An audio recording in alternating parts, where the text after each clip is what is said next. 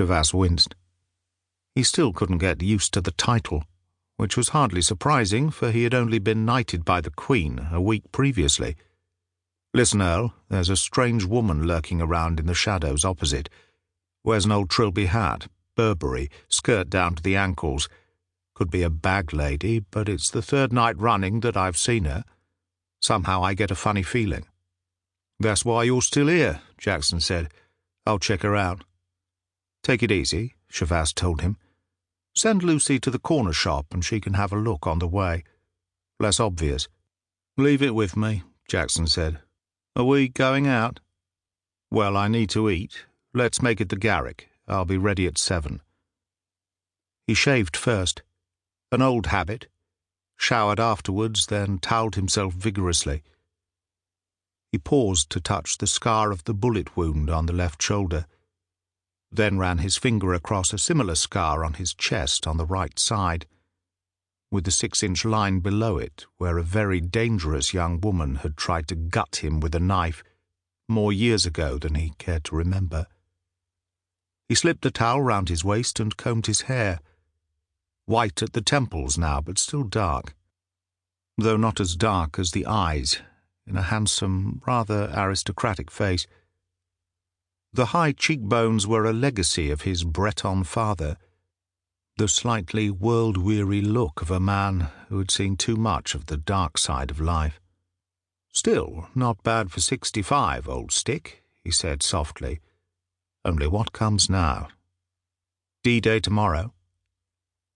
It was his private and not very funny joke, for the D stood for disposal, and on the following day he was retiring from the Bureau, that most elusive of all sections of the British Secret Intelligence Service. 40 years, 20 as a field agent, another 20 as chief after his old boss had died. Not that it had turned out to be the usual kind of desk job, not with the Irish troubles. So now it was all over, he told himself, as he dressed quickly in soft white shirt and an easy-fitting suit by Armani in dark blue. No more passion, no more action by night, he thought, as he knotted his tie. And no woman in his life to fall back on, although there had always been plenty available. The trouble was that the only one he had truly loved had died far too early and far too brutally. Even the revenge he had exacted had failed to take away the bitter taste. Yes, there had been women in his life, but never another he had wanted to marry.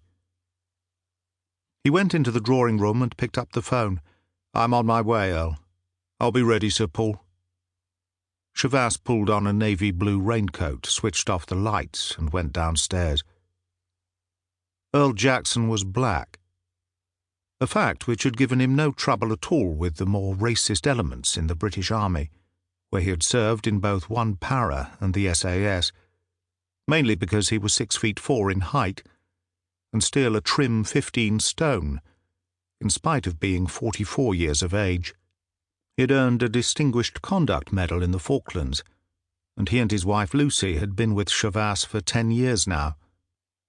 It had started to rain, and when Chavasses opened the front door he found him waiting with a raised umbrella, very smart in grey uniform and peaked cap. As they went down the steps to the Jaguar, Chavasses glanced across at the garden. There was a slight movement in the shadows. "Still there?"